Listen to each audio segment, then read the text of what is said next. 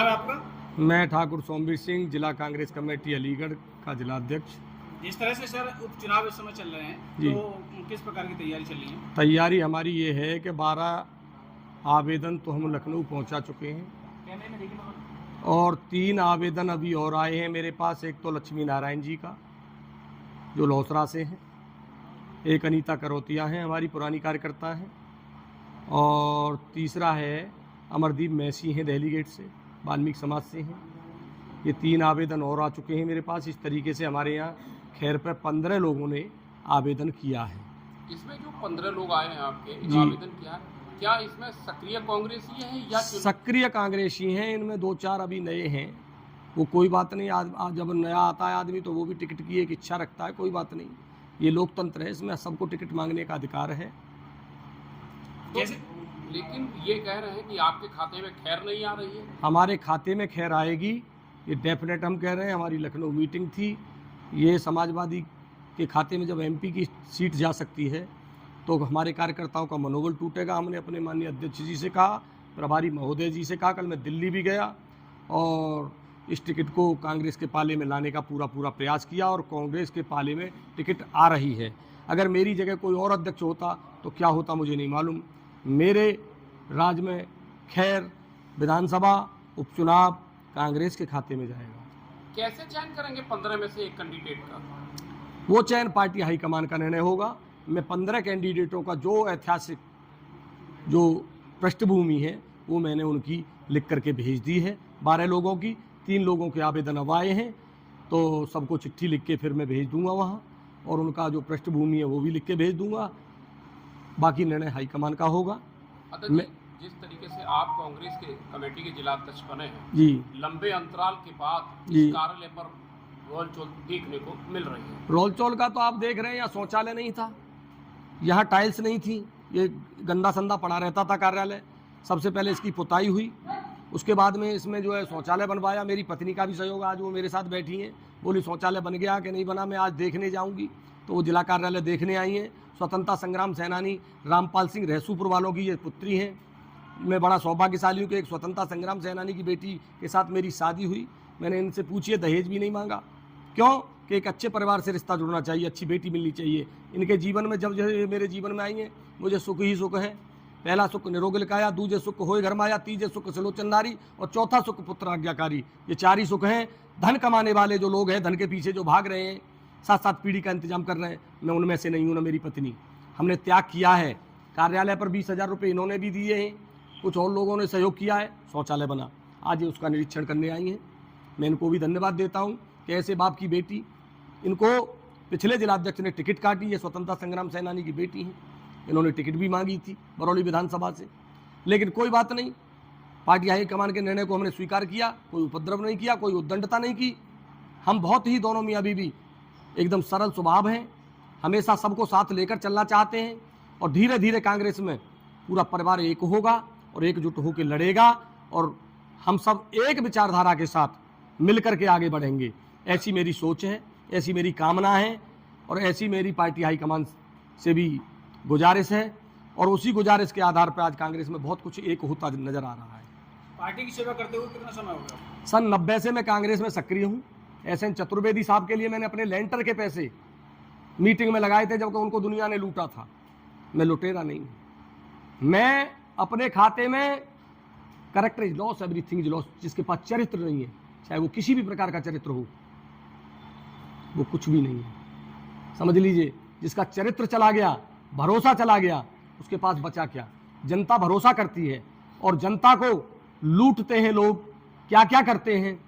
मैं उनमें से नहीं हूँ। पार्टी ने इसी बात को देखते हुए, एक अच्छे लीडर ने मेरी आगे जो बढ़ाया, जिनका नाम विवेक बंसल है, उन्होंने आगे बढ़ाया। वो ईमानदार को वरीयता देते हैं, और उन्होंने मुझे आगे बढ़ाने का काम जो किया, तो उससे कुछ उनकी छवि भी बढ़ी कि अच्छे लोगों को विवेक बंसल जी ने लाइक किया।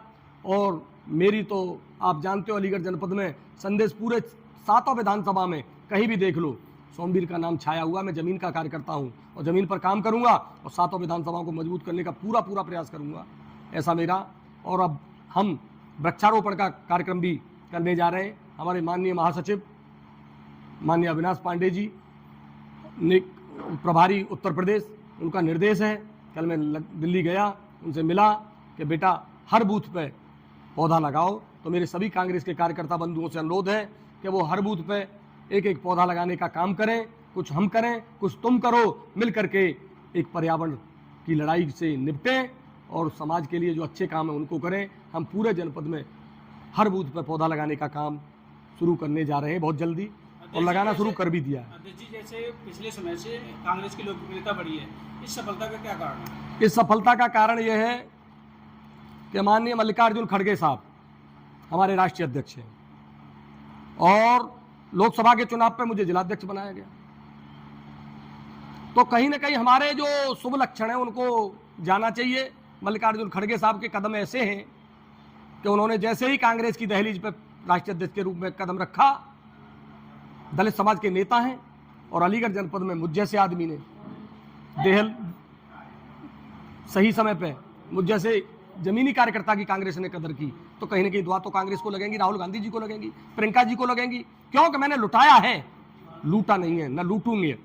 हम बता रहे हैं आपको, देश के प्रधानमंत्री जी ईमानदारी की बात करते हैं, मुझसे आए दो बात करें। ईमानदारी क्या होती है उसकी परिभाषा मैं बताऊंगा। शौचालय कहाँ है? गांव में शौचालय ढूंढ रहा हूं, किस जगह शौचालय है? मेरे कार्यालय पर शौचालय नहीं था, इसलिए बनवाया। मैं भी चाहता हूं, जिसको इज्जत घर नाम दिया गया था उनमें घोटाला हुआ है, कांग्रेस की सरकार बनेगी, उनकी जांच होनी चाहिए। क्यों? कि रहा ना रहेगा जमाना किसी का, नहीं चाहिए दिल दुखाना किसी का। राजनीति के लिए ढकेलों पर आप ये लगा रहे हो ये पूर्वजों ने देश हिस्सों में सौंपा था, कि आप जाति धर्म मजहब फैलाना देश के अंदर है, ये गलत बात है। जाति धर्म मजहब नहीं, अच्छी नीति, अच्छी रीति, अच्छी रिवाज के साथ अगर हम राजनीति में आगे बढ़ेंगे तो हम युगों युगों तक याद किए जाएंगे। अशोक सम्राट हुआ करते थे, उन्होंने तलवार दिखा करके एक छत्र शासन कर लिया। भगवान बुद्ध से बोले कि भगवान मैंने एक छत्र शासन कर लिया। भगवान बुद्ध हंस गए, बोले हे मूर्ख अशोक, तू कहता है कि जो है मैंने एक छत्र शासन कर लिया, तूने धम्म विजय प्राप्त नहीं की। तो उन्होंने हाथ जोड़ के अशोक ने कहा कि भगवान वो धम्म विजय क्या होती है? जो शासक जनता का दिल जीत करके शासन करता है वो युगों युगांतर तक चलता है, और तलवार के भय से शासन करता है वो क्षणिक मात्र समय में नष्ट हो जाता है, जो भाजपा का परिणाम हो रहा है और होगा। अध्यक्ष जी, आपसे अंतिम सवाल है कि जैसे कि मौजूदा प्रधानमंत्री जी ने राहुल गांधी जी को बच्चा कह दिया, क्या समझते हैं? एक बच्चे में इतनी ताकत जो घबराने लगे, तो वो बच्चा कहते हैं, कभी बाबा कहते हैं। उनकी बुद्धि खराब हो गई है, कहीं इलाज करा लें। इस तरीके की विचारधारा चाहे कांग्रेस का नेता बोले, बच्चा और किसी को अपमानित भाषा, अमर्यादित भाषा, मैं इसका साथी नहीं हूं।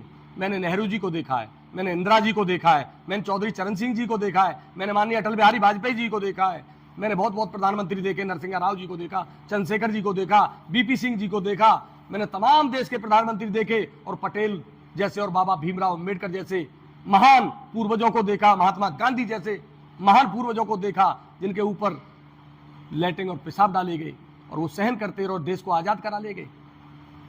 देश की तरक्की के लिए तो बड़ा त्याग करना पड़ता है। वो जो त्याग करता है वो महापुरुष होता है। केवल किसी को गाली गलौज दे करके, किसी पर प्रहार करके, गंदी भाषा, अमर्यादित भाषा बोल के कोई कभी महान नहीं हो सकता। इसीलिए मेरे भाइयों, मैं आप सभी से भी यही अनुरोध करना चाहूंगा, भाषा हमेशा मर्यादित होनी चाहिए, बाकी उनकी मर्जी कुछ भी बोले। जय हिंद, जय भारत, जय भीम, जय महात्मा गांधी की जय। सत्यमेव जयते।